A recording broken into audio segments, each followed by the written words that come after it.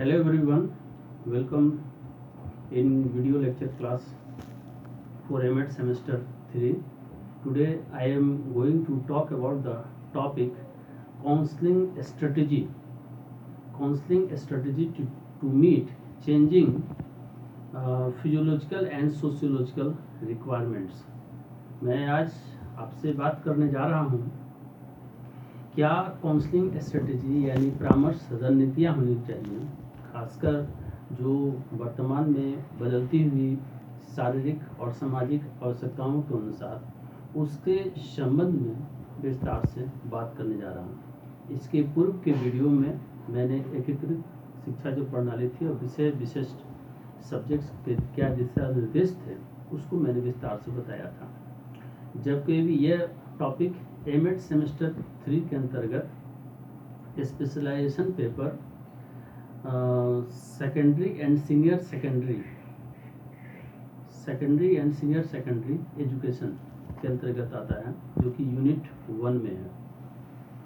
आपको स्पष्ट कर दें कि जब कोई भी परामर्श रणनीतियों की बात करते हैं तो स्पष्ट चीज़ें आ जाती हैं कि एक शिक्षण अधिगम प्रक्रिया में बालकों को किस प्रकार से उनको परामर्श एडवाइज यानी सलाह दिया जाए, जिससे कि वे अपने जीवन में सफल हो सकें और उन्हें ऐसी परामर्श प्रदान की जाए जिससे कि वो आत्मनिर्भर हो सके।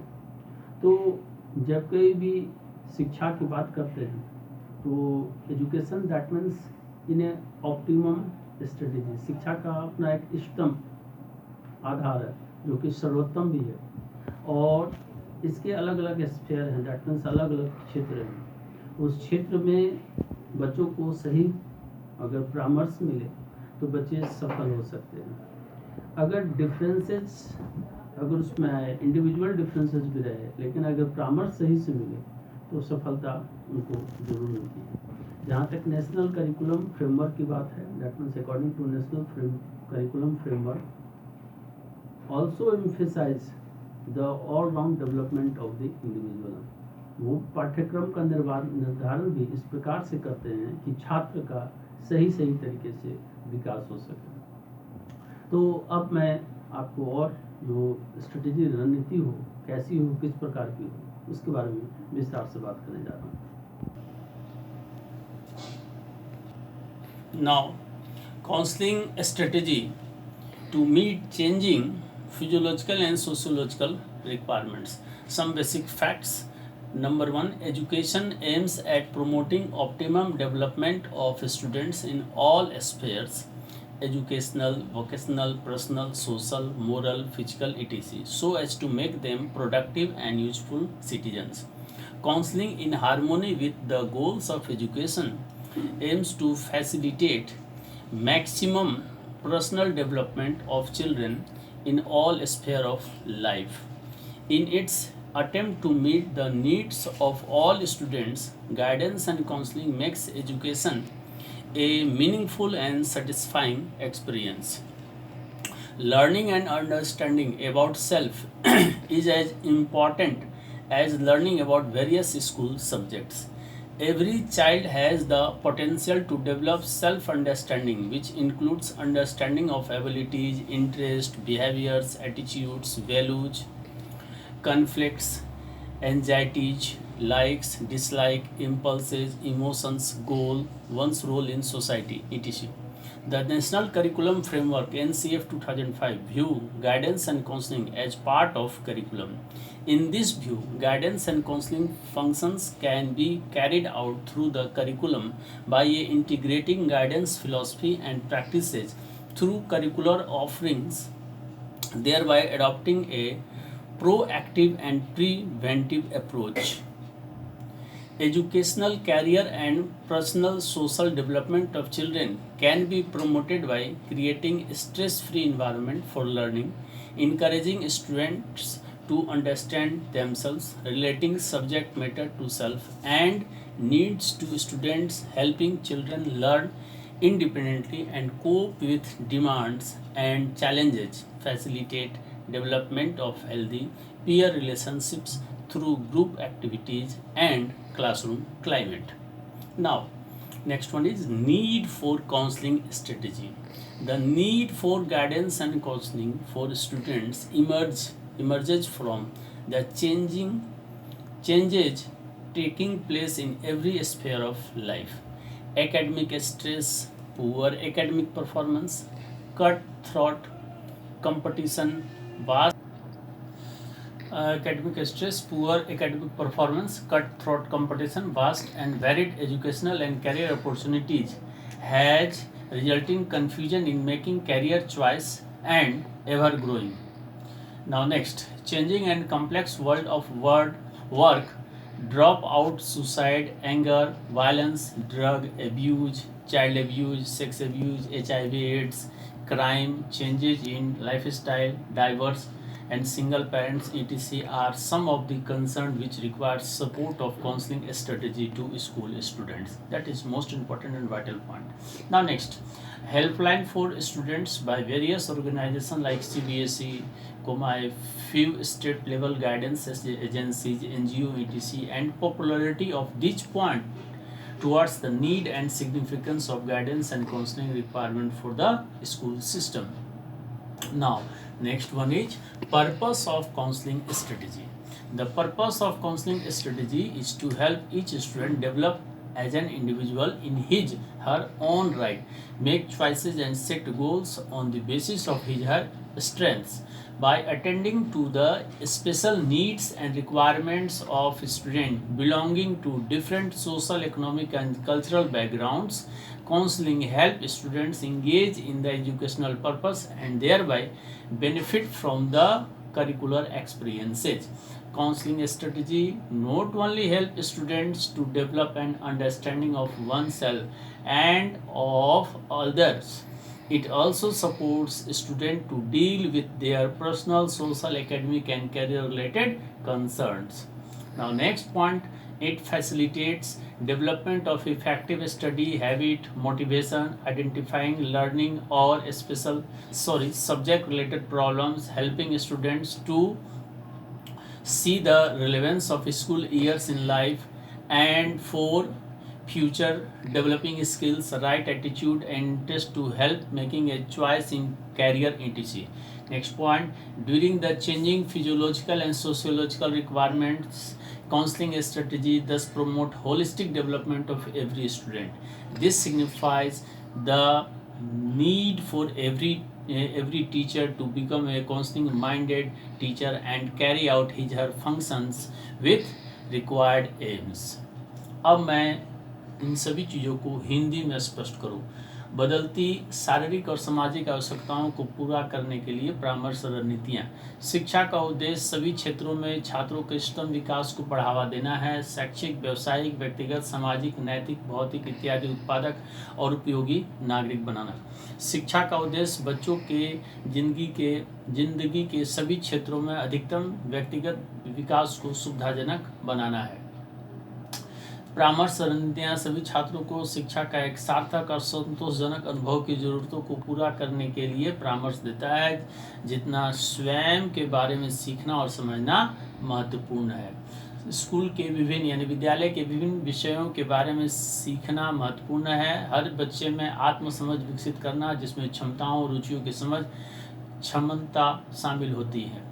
समाज में किसी की भूमिका आदि राष्ट्रीय पाठ्यचर्या की रूपरेखा NCF 2005 पाठ्यक्रम के भाग के रूप में व्यवहार, दृष्टिकोण, मूल्य, संघर्ष, चिंता, पसंद, नापसंद, आवेग, भावनाएं, लक्ष्य परामर्श रणनीतियाँ में महत्वपूर्ण है।